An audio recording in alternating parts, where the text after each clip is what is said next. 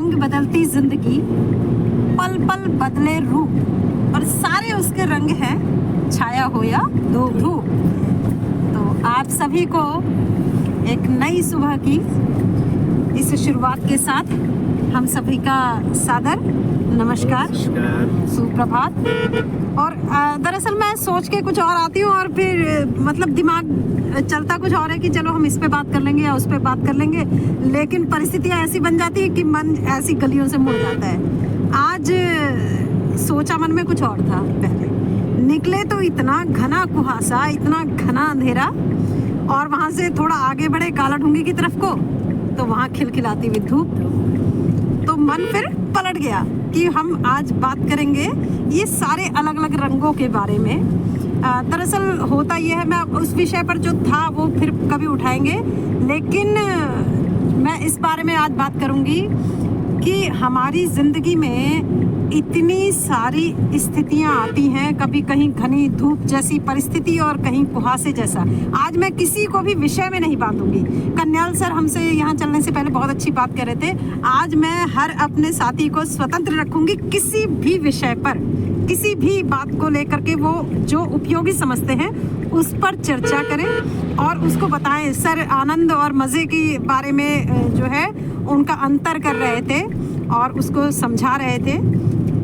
तो आज मैं ये चाहूँगी, तब तक आज पूजा मैडम को सबसे ज़्यादा फ्री कर दिया है मैंने कि इनको कोई बाध्यता नहीं है, क्योंकि जब हम एक विषय पकड़ लेते हैं ना पर्टिकुलर, तो आपका दिमाग उसी में सोचने लगता है। तो आप बिल्कुल फ्री हो करके किसी भी बारे में बोल सकते हैं। और सबसे पहले आज कन्याल सर जो है फ्री बैठे हुए, फ्री आज गाड़ी नहीं चला रहे, तो सबसे पहले माइक इनको दिया जाए। जरूर जरूर जरूर।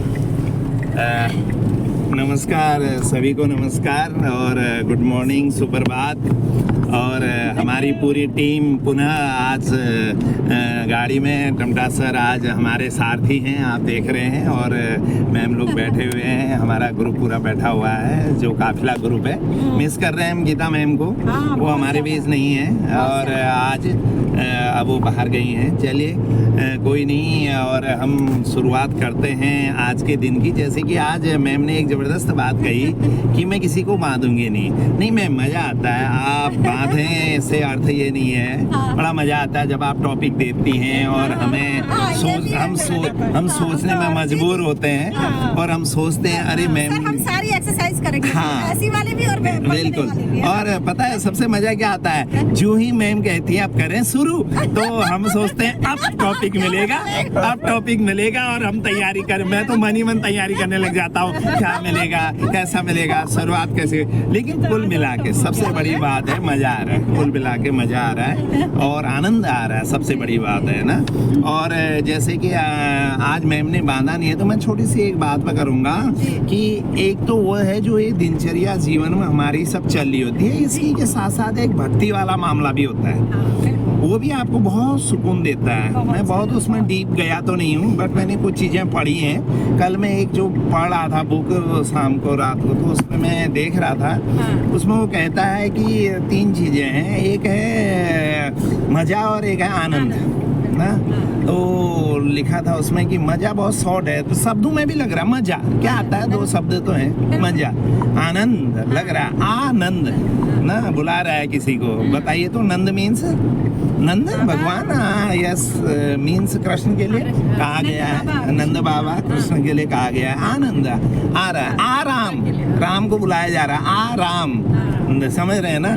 मतलब वो आनंद लो जिसे जीवन में कुछ आराम लगे, मतलब मानसिक शारीरिक सब आराम हो ना। तो भक्ति मैं आज बात करूंगा सिर्फ एक पॉइंट पर, भक्ति की फील्ड का महत्व और उसकी शक्ति। भक्ति में शक्ति सुना जरूर होगा आप लोगों ने कई समय से। वास्तव में ये एक ऐसी चेतना का स्रोत है भक्ति, जो हम कहते हैं आज की, अगर मैं युवा पीढ़ी को इस बात की बात करूंगा तो थोड़ा हास्यप्रद करेंगे इस बात को मेरे ना। लेकिन अगर बात आती है बचपन से ही, हम थोड़ा सा इस ओर एक ऐसी ताकत, एक ऐसी शक्ति जिस पर हम मानसिक रूप से कहें कि ये है। समस्या जब आती है, विपरीत परिस्थितियां जीवन में जब बनती हैं तो हमारे पास एक ऐसा बिग सपोर्ट होना चाहिए जो साइलेंट रहकर भी हमारा बहुत कुछ हमें साथ देता है। और वो जो स्रोत है, वो जो वे है, वो है भक्ति का स्रोत ना।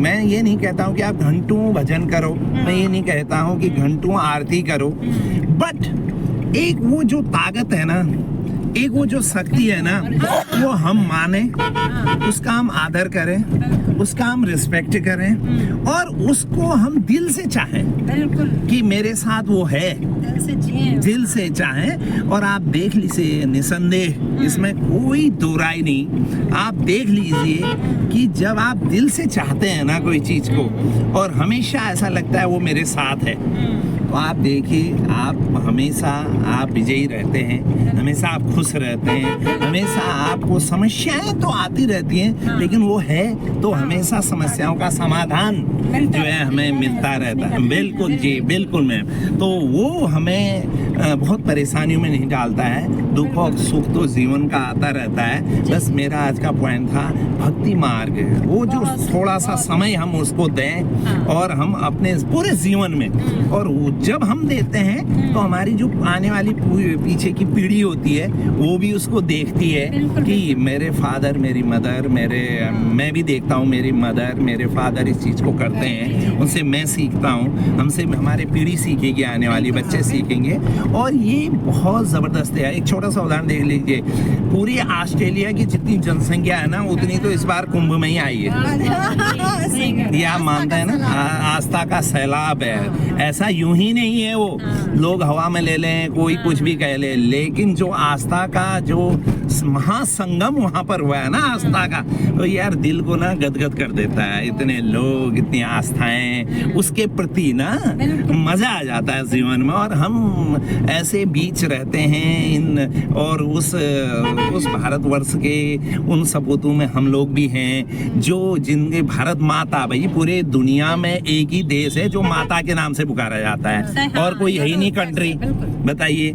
तो और हम वहाँ के हैं तो क्यों ना हम थोड़ा सा भक्ति का मार्ग जो आज चल रहा है वो हमें लेना ही पड़ेगा, और लेंगे तो जीवन में काफी आनंद आएगा। थैंक यू इसी बात पर। तो ये विंटर कलेक्शन भी अपना ना ये चल रहा है ना।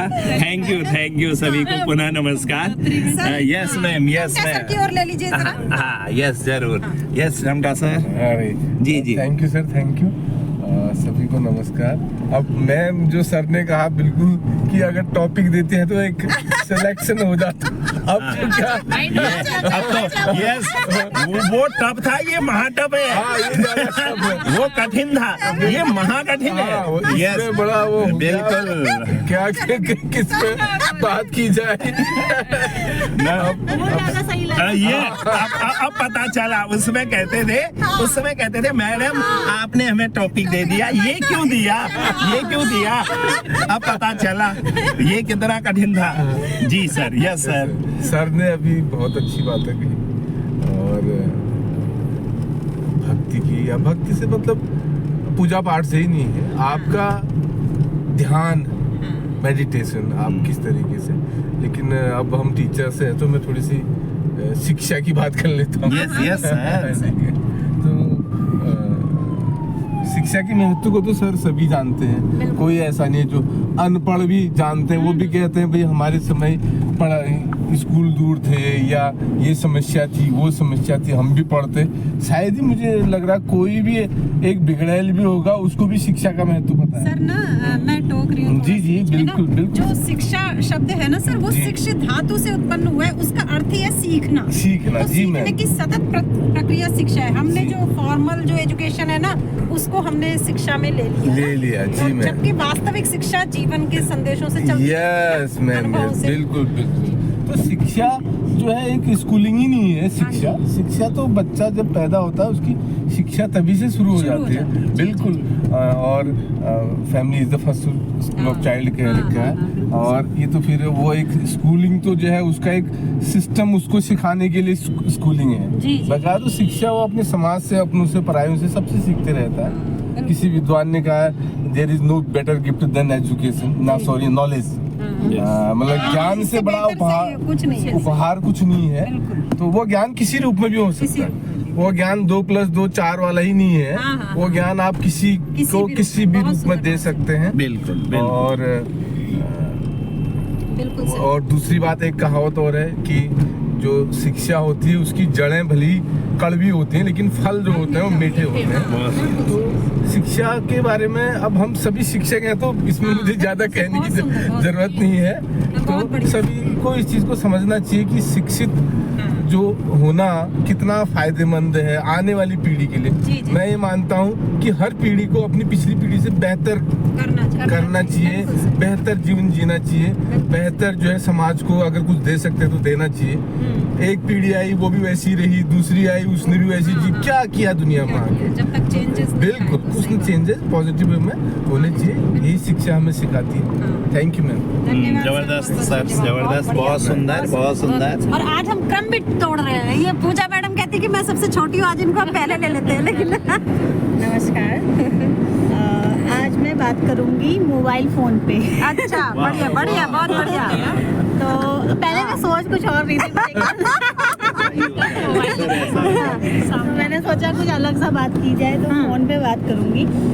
मैं ये कहना चाहती हूँ कि ये फोन आजकल ना मिसयूज ज्यादा हो रहा है। मिसयूज हो रहा है। हाँ। ये इसलिए नहीं बनाया गया है कि आप गलत रास्ते पे चलो। ये हमारी सुविधाओं के लिए बनाया गया है ना। मतलब मुझे तो ऐसे लगता है कि सुविधाओं के लिए जो हमें आजकल सर्च कर रहे हैं तो हर चीज इसमें मिल जा रही है। पर कुछ लोग इसका मिसयूज ज्यादा कर रहे हैं। बिल्कुल तो ये है कि इसमें ये मतलब मुझे फोन जो मतलब पहले इतने लोग परेशान रहते थे, कुछ चीज़ ढूंढना, ये करना, किसी से बात नहीं हो पाती थी। अब इसमें इतनी सुविधाएं हो गई हैं, हम दूर रह के भी एक दूसरे को देख सकते हैं, बात कर सकते हैं।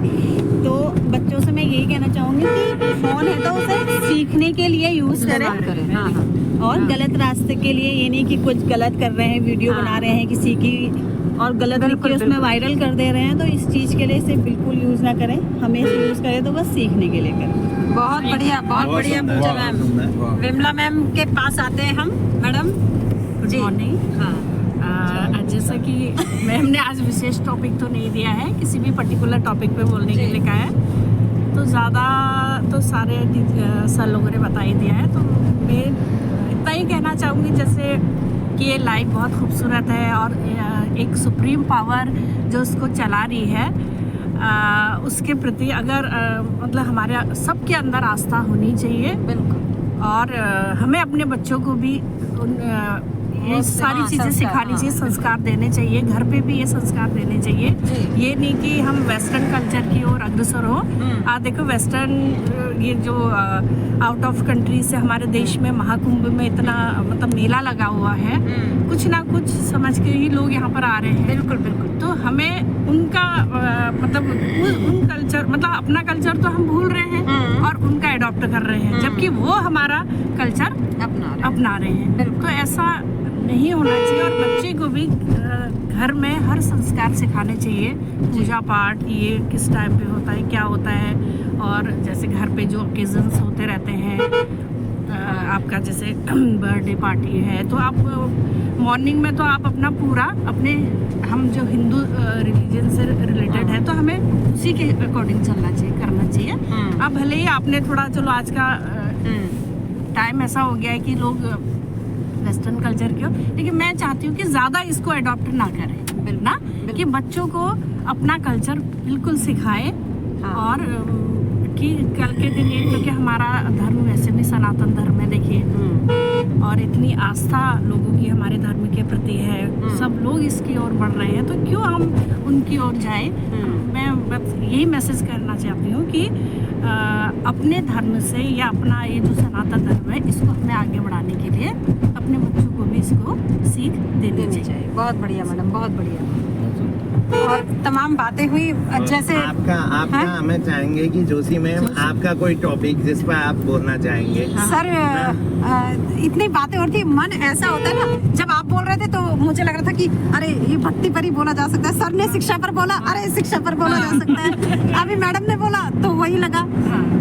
मन ऐसे ना, अब मैं देखिए जो बिमला मैम ने बात ली, मैं इसी बात को आगे बढ़ाती हूँ। जो मैम ने कहा कि बच्चों को सिखाना चाहिए, मैं बच्चों से एक चीज़ कहती हूँ कि अपनी ओरिजिनल मौलिक सोच रखिए, अनुकरण यानी नकल करने की प्रवृत्ति छोड़िए।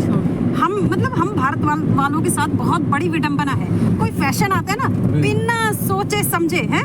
एक जमाने में हमारे अगर उसमें संस्कृति में सिखाया गया चोटी रखना, शिखा धारण करना है ना, तब तो बड़ा इनको शर्म आती थी।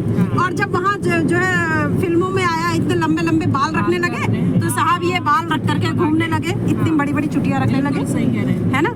और कई चीज़ें आप देखिए फैशन में, जैसे पहले ये था कि कोई किसी के पास नहीं है, गरीबी है या कुछ है। मैडम थोड़ा सा आपका चेहरा स्पष्ट कीजिए। हाँ, तो क्या था, अब फटे कपड़े पहनने में शर्म आ रही है यार, ये भैया फैशन आया कि यहाँ से फाड़ो जीन्स, उधर से फाड़ो, उधर से फाड़ो, तो वो पहन करके चल दिए। आपका अपना दिमाग क्या कहता है, जो फिल्मों में दिखाई दे रहा है हम उसको बिना सोचे समझे मतलब उसको सीधे लिए जा रहे हैं, यहाँ से कट वहाँ से कट है। कपड़ों का मतलब कपड़े शरीर ढकने के लिए बने थे और आज कपड़े शरीर दिखाने के लिए बन रहे हैं। तो हमारी किसी भी चीज में मौलिकता कहाँ रही। आप जहाँ से मौलिक चिंतन शुरू करेंगे ना, सोचना, जहाँ से अपने दिमाग से सोचना, किसी को देखे बगैर, वहाँ से जिंदगी आपका यू टर्न लेगी, नए सिरे से चलने लगेगी। और एक जो शुरुआत में कन्याल सर ने कहा था, भक्ति की जो बात बताई थी, सर मैं आपको बताना चाहूंगी, विद्यापति हुए एक कवि, उन्होंने श्रृंगार रस की ऐसी रचना, क्योंकि पहले ये दरबारी कवि हुआ करते थे, राजाओं को प्रसन्न करने के लिए लिखते थे, तो जो है नायिका का वर्णन हो गया। अब क्या कि भगवान कहाँ याद आता है, भगवान याद आता है जब हम अशक्त हो जाते हैं, जब हम मुसीबत में फंस जाते हैं, या फिर जब बुढ़ापा आने लगता है और लगता है कि अब दिन नजदीक आ रहे हैं। तो विद्यापति के साथ भी यही हुआ, जिंदगी भर ले इसका श्रृंगार, उसकी वर्णन करना, नाक्षिक वर्णन दुनिया भर का किया, लेकिन अब जब बुढ़ापा आया तब होश आया कि ऊपर भी जाना है। तब क्या लिखते हैं वो, तब लिखते हैं कि तातल सैकत वारी बिंदु सम, सुत मित रमनी समाज, और तो ही बिसारी मन ताहि समर्पे हूँ, अब मजहब कौन काज।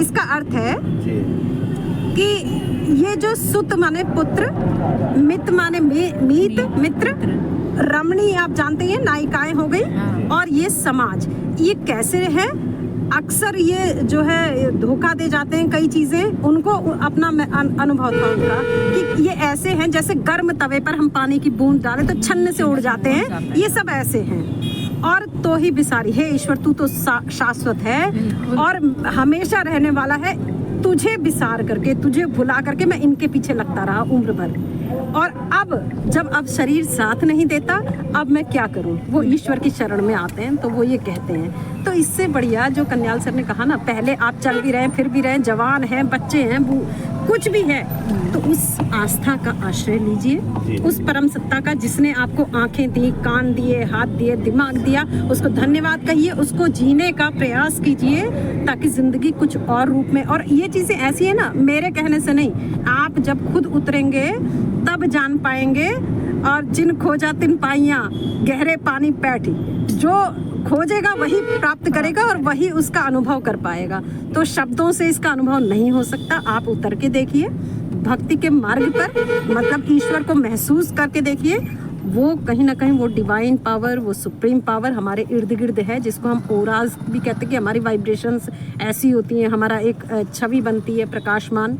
तो वो सत्ता, क्योंकि देखिए ये हमें जो देह दिखाई दे रही है ना, जीवन का तो कोई भरोसा नहीं है, तो ये कौन है जो इसमें प्राण डाले हुए है, कौन है जो जिसकी वजह से हमारी आंखें देख रही हैं, कौन है जिसकी वजह से मेरे गले से आवाज आ रही है, कौन है जो इसकी वजह से मैं विचार कर पा रही हूँ, है ना। तो उसका स्मरण बहुत जरूरी है। और आप किसी भी पंथ को मानते, किसी भी धर्म को मानते, लेकिन उस ईश्वर की, क्योंकि जहाँ दिया होता है ना, वहाँ अंधेरा टिक नहीं सकता अगर दिया जल रहा है तो आपके अंदर अगर वास्तविक रूप में ईश्वर है, अल्लाह है, नानक हैं, कबीर हैं, तो आप गलत रास्ते पर जा ही नहीं सकते। तो जिंदगी का सार यही है, जहाँ से बात शुरू हुई थी मैं वहीं पर ला करके इसको विराम दे रही हूँ, कि उसी ईश्वर की शरण में रहें, और एक ना एक बार आप स्मरण करें, पहले तो जीने की कोशिश कीजिए, और नहीं अगर भूल भी जाते हैं तो बीच बीच में याद कर लिया कीजिए। तो आज की बात यहीं पर समाप्त करते हैं, कल फिर मिलेंगे, कल मैं विषय दूंगी। नमस्कार। हाँ, नमस्कार। सब बात है।